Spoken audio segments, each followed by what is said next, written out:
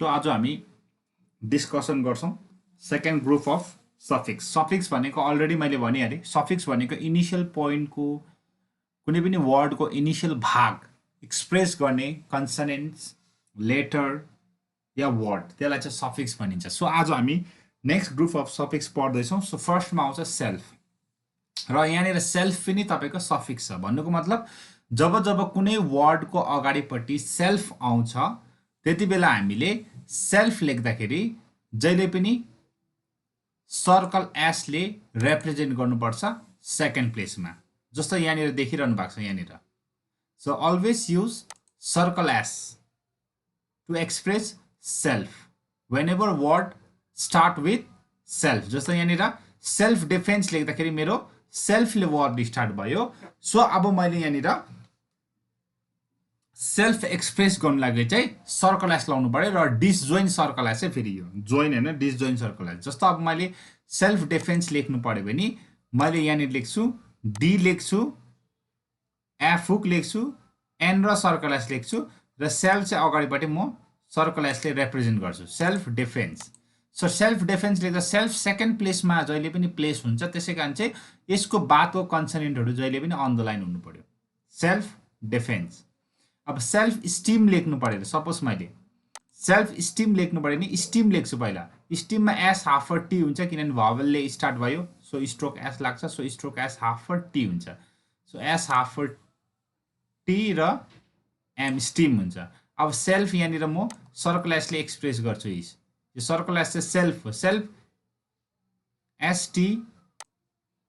STEM steam so यहाँनिर म second प्लेसमा लाग्यो त्यसैले सेल्फ सेटिस्फाइड लेख्नु पर्यो नि सेटिस्फाइड लेख्नु पर्यो भने circle S A T A circle S F half T fied satis diphthong I fied अब सेटिस्फाइड त एबभ द लाइन हुन्छ तर अगाडि सेल्फ लाग्छ नि यसमा सफिक्स सो सेल्फ लागेको कारणले गर्दा चाहिँ यो अन भएको सेल्फ सेटिस्फाइड र भन्नुको मतलब चाहिँ जब जब हाम्रो वर्ड सेल्फबाट वर्ड स्टार्ट हुन्छ त्यतिखेर जहिले पनि त्यो सेल्फ चाहिँ डिसजोइन सर्कल एसले रिप्रेजेन्ट गर्छ र त्यो सर्कल एसको बाद हामीले त्यो अर्को कन्सोनेन्ट वर्ड के छ त्यो वर्ड लेख्नु पर्यो तर त्यो वर्ड जहिले पनि अन द लाइन हुन्छ जस्तो मैले यहाँनिर एक्सप्रेस गरिदिइहालेँ त्यसको बादमा अर्को छ यहाँनिर हाम्रो सेल्फ कन यो चाहिँ एकदमै ध्यान दिएर हेर्नुपर्छ सेल्फ कन चाहिँ हो र सेल्फ कन चाहिँ के छ भन्दाखेरि चाहिँ जब जब हाम्रो वर्ड सेल्फले त स्टार्ट हुन्छ प्लस सेल्फको पछाडिपट्टि इमिडिएटली कन आउँछ सिओएन कन जस्तो कन त हाम्रो अलरेडी प्रिफिक्स छ नि त हैन लाइट डट स्टार्टिङ वर्डको टुप्पामा स्ट्रोकको टुप्पामा लगाएपछि एकदम पोइन्ट स्टार्टिङ पोइन्टमा टुप्पामा लगायो भने चाहिँ कन रिप्रेजेन्ट हुन्छ नि त त्यसरी नै जब जब सेल्फ कन हुन्छ मीन्स सेल्फको बादमा इमिडिएटली कन लागेको कुनै पनि वर्ड स्टार्ट हुन्छ भने चाहिँ त्यतिखेर चाहिँ सेल्फ कन प्रिफिक्स लाग्छ र सेल्फ कन प्रिफिक्स चाहिँ कसरी एक्सप्रेस गर्छ भने चाहिँ सर्कल एसलाई कनको प्लेसमा लेखेर जस्तो यहाँ कन्टेन्ट लेख्नु भयो नि टी हाफ र एन हुक लेख्यो अन्त अगाडि माथि सेल्फलाई कनको जग्गामा यो सेल्फ यो कनको जग्गामा छ त्यसैकारण सेल्फ कन्टेन्ट सेल्फ कन्टेन्ट त्यसैले अब यहाँ सेल्फ कन्ट्रोल लेख्नु सेल्फ अब कन्टर ओ एल सो यहाँनिर म लेख्छु सेल्फ कन्ट्रोल यसो यो प्रकारले हामीले सेल्फलाई चाहिँ हाम्रो कनको प्लेसमा लगाएर हामीले सेल्फ कन एक्सप्रेस गर्नु सक्छौं भेरी इजी त्यसको बादमा अर्को छ नेक्स्ट यहाँनिर हाम्रो के छ नेक्स्ट भन्दाखेरि चाहिँ ट्रान्स छ ट्रान्स र जब जब हाम्रो वर्ड टीआरएएनएस ट्रान्सबाट वर्ड स्टार्ट हुन्छ त्यति बेला चाहिँ हामीले फेरि टर र सर्कल एस रिप्रेजेन्ट गर्नु पर्यो ट्रान्सले वर्ड स्टार्ट हुँदैछ नि टर र सर्कल एस रिप्रेजेन्ट युज गर्नु पर्यो र टर र सर्कल एस एन हुक जुन चाहिँ ट्रान्सको एन छ एनलाई चाहिँ ओमिट गर्नु पर्यो एनलाई चाहिँ लेख्नु भएन ट्रान्समा जहिले पनि याद गर्नु पर्यो टीआर टर र सर्कल एस त्यसमा टरमा र सर्कल एस लगाएर चाहिँ हामीले ट्रान्सलाई एक्सप्रेस गर्नु सक्छौं हामीले जहिले पनि वर्ड ट्रान्सबाट स्टार्ट हुँदैछ भने बुझ्नुभयो तर त्यो चाहिँ जहिले पनि फर्स्ट प्लेसमा हुन्छ किनभने टर ए हुन्छ नि त so NS trans so first प्लेसमा लेख्नु पर्यो when word start with trans, जब ट्रान्सले वर्ड स्टार्ट हुन्छ त्यति एन चाहिँ लेख्नु पर्दैन, टर र सर्कलासले नै भइहाल्छ ट्रान्स। जस्तै इक्जाम्पल अब यहाँ लेख्नु पऱ्यो नि टर ए सर्कलास हो, यहाँ नि सर्कलास र फर ट्रान्सफर, ट्रान्स लेख्नु भने टर ए सर्कलास एल हाफर टी ट्रान्सलेट, यसरी लेख्नु पर्यो। सो ट्रान्स चाहिँ जहिले पनि टर र सर्कलासले रिप्रेजेन्ट गर्छ। ट्रान्सपोर्टेसन, ट्रान्सक्राइब, ट्रान्सफर, थुप्रो वर्डहरू छ, बुकमा हेर्नु सक्नुहुन्छ। अरू अरू वर्डहरू आउँछ, त्यतिखेर पनि याद गर्नु पर्यो। त्यसको बादमा छ हाम्रो अर्को सफिक्स, त्यसलाई चाहिँ भन्छ इन, आइएन इन। र जब जब आइएन इनबाट वर्ड स्टार्ट हुन्छ, सबै जग्गा होइन, इनबाट वर्ड स्टार्ट हुन्छ यदि एसटिआर, एसकेआर र अप्पर एचको अगाडि, यो तीनटा स्ट्रोक्स चाहिँ याद गर्नु पर्यो। एसटिआर, एसकेआर र अप्पर एचको अगाडिपट्टि आइएन इनबाट वर्ड स्टार्ट हुन्छ भने चाहिँ त्यो इन चाहिँ हुन्छ प्रिफिक्स।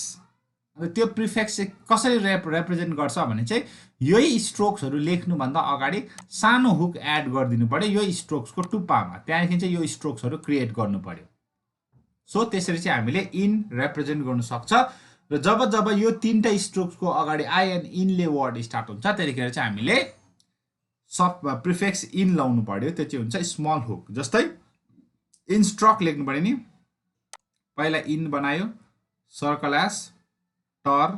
के हाफर टी इन्स्ट्रक्ट। अब एस्टर त यस्तो हुन्छ नि, याद छ नि, फेरि एस्कर हुन्छ यस्तो, अप्पर एच हुन्छ यहाँ यस्तो। सो यसकै इनिसियल पोइन्टमा यहाँनिर यसरी थपिदिनु पर्यो इनको इनको इनको सफिक्स इन चाहिँ यसरी यहाँ इन्स्ट्रक्ट हो। इनमा थर्ड प्लेस भावल छ, त्यसै कारण थर्ड प्लेस भावलको राइटिङ पोजिसन फलो हुन्छ थ्रु द लाइन। इन्स्ट्रुमेन्ट लेख्दैन नि ins ter u ment, instrument ment M half instrument. Inscriber लेख्न इन्स, पहिला इन्स गरे त्यहाँदेखि मात्रै एस्कर बर, सो इन्स्क्राइबर यसरी। इनह्याबिट लेख्नु पऱ्यो नि, इन लेख्यो त्यहाँदेखि मात्रै upper H B half R T habit, above the line नै यो चाहिँ मैले अन द लाइन लेखेँ पठाएँ यहाँनिर हुन्छ इनह्याबिट। र यसरी चाहिँ हामीले जहिले पनि यो तीनटा स्ट्रोक्स चाहिँ याद गर्नु पर्यो। यो तीनटा कन्सोनेन्ट एसटिआर, एसकेआर र अप्पर एच, यसको अगाडिपट्टि आइएन इनले वर्ड स्टार्ट हुन्छ भने चाहिँ त्यति बेला चाहिँ त्यो इन चाहिँ हाम्रो के हुनु पर्यो, प्रिफिक्स हुनु पर्यो। र त्यो प्रिफिक्स इन चाहिँ के हुनु पर्यो, स्मल हुक एड गरिदिनु पर्यो। अब यो चाहिँ एकदमै इम्पोर्टेन्ट बुझ्नु पर्यो, नेगेटिभ वर्ड्स भनेको आइएन इन चाहे अप्पर एच होस् चाहे डाउनवर्ड एच होस्, अप्पर एच या डाउनवर्ड एचको अगाडि आइएन इनले चाहिँ नेगेटिभ इन आउँदैछ र त्यो इनले चाहिँ नेगेटिभ वर्ड एक्सप्रेस गर्छ। जस्तो इनह्याबिटमा त इनले नेगेटिभ एक्सप्रेस गर्दैन, त्यसै कारण सफिक्स लाग्यो। एसटिआर, एसकेआरमा मतलब छैन, खालि एचको अगाडि हो नेगेटिभ वर्ड्सको। र अप्पर एच होस् या डाउनवर्ड एच होस्, यदि यो दुईटा एचको अगाडिपट्टि आइएन इन चाहिँ नेगेटिभ वर्ड, त्यो वर्डलाई नेगेटिभ वर्डमा चेन्ज गर्नु लागि युज गरिन्छ भने चाहिँ सफिक्स इन लाग्दैन, त्यतिखेर स्ट्रोक एन नै लाउनु पर्यो। स्ट्रोक एन इज, यो एन भनेको चाहिँ स्ट्रोक, STROKE, स्ट्रोक एन लाउनु पर्यो to express in of the particular word. कति बेला, when word start with in before upward and downward h, and that in actually used to change that particular word into negative word. बुझ्नुभयो? जस्तो hospitable positive word हो, inhospitable negative word हो। अब मलाई inhospitable लेख्नु पर्यो, that is negative word. So in in before h is expressing negative. So यतिखेर मैले अब थ्रु द लाइन त हुनु पर्यो। सो इन लेख्छु, एन लेख्छु, त्यहाँदेखि यहाँनिर म एच यसरी बनाउँछु, सर्कलास होइन है। सो एनको बाहिरबाट घुम्नु पर्यो, यो सर्कलास हुन्छ एनको भित्रबाट हुन्थ्यो, हस्पिटेबल यसरी। अब इन ह्युमन लेख्नु पर्यो नि, इन सर्कलास HUMAN ह्युमन यसरी लेख्नु पर्यो, in human. So human positive word हो नि इनह्युमन चाहिँ नेगेटिभ वर्ड हो सो जब ट्राई अपवर्ड होस् या डाउनवर्ड एच होस् त्यसको अगाडिको इन चाहिँ के हो नेगेटिभ वर्ड एक्सप्रेस गर्नु लागि चाहिँ युज गरिन्छ भने चाहिँ त्यो इन कहिले पनि सफिक्स हुँदैन त्यतिखेर स्ट्रोक वर्ड लेखेको जस्तो आइएन इन स्ट्रोक एनै लाउनु पर्यो जस्तो भावेल आई गिभ्स इ लगाएर बुझ्नुभयो त्यो बाहेक डाउनवर्ड एच त होइन यहाँनिर अपवर्ड एचको मात्रै कुरा हुन्छ अपवर्ड एचको अगाडि चाहिँ आइएन इन चाहिँ छ र इनले कुनै पनि नेगेटिभ वर्डहरू एक्सप्रेस गर्दैन भने चाहिँ त्यति बेला त्यो इनको लागि चाहिँ सफिक्स इन लाउनु सक्छ त्यो चाहिँ हुन्छ स्मल हुक यहाँनिर मैले अघि भने बुझ्यो त्यो बाहेक अरू नेगेटिभ वर्ड जस्तो यो एचको बिफोर भयो नेगेटिभ वर्डको कुरा र एच छोडेर अरू कन्सनेन्ट्सलाई नेगेटिभ वर्ड कुनै पनि अरू कन्सनेन्ट लागेको वर्डहरूलाई नेगेटिभ वर्ड बनाउनु पर्यो भने चाहिँ फर्स्टको कन्सनेन्टलाई नै रिपिट गर्नुपर्छ जस्तो नोन लेख्दा एनओएन नोन भयो अब मलाई अननोन लेख्नु पर्यो नि फर्स्टकै कन्सनेन्ट एनलाई रिपिट गर्यो त्यहाँदेखि unknown is simple legal illegal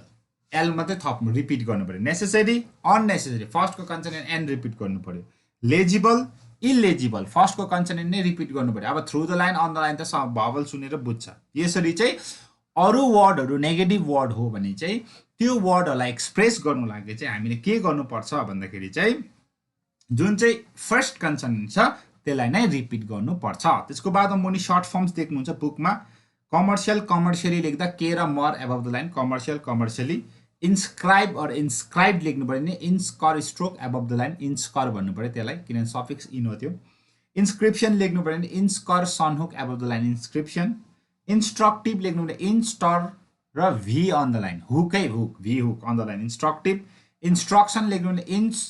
ester stroke र shun hook on the line instruction circumstance लेख्नु पऱ्यो भने सर्कल एस टी र एनएस सर्कल अब मुनिपट्टि एनएस सर्कल भनेर त बुझ्छ कि बुझ्दैन यसो रिभिजन गर्दै गरौँ NS circle on the line circumstance circle S र गे एबभ द लाइन छ भने सिग्निफाई पनि हुन्छ सिग्निफाइड पनि हुन्छ सिग्निफिकेन्ट पनि हुन्छ है यो चाहिँ सेन्टेन्समा के मिल्छ त्यही पढ्नुपर्छ सर्कल एस गे र NS circle above the line छ नि सिग्निफिकेन्स हुन्छ र यो चाहिँ भयो तपाईँको about second group of prefix that is self, self-con, trans, in, before, aster, asker and upward edge. Negative word in, before, upward and downward edge. त्यसको बादमा आयो अदर नेगेटिभ वर्ड्स बुझ्नुभयो त्यसको बादमा अस्तिको बादमा हामीले कन पढ्यौँ कन कम कम एकम एकमु इन्ट्रो म्याग्ना म्याग्नी मेग्ने अन्त मिडलमा कम कन कम कम अर कग आउँदाखेरि कसरी एक्सप्रेस गर्नुपर्छ सो हामीले प्रिफिक्सेस यहाँ क्लियर गर्यौँ होप तपाईँ भेरी मच क्लियर छ एकदमै क्लियर छ about prefixes if you still have some doubts तपाईँले सोध्नु पर्यो then we will move ahead ल so this much for today so thank you so much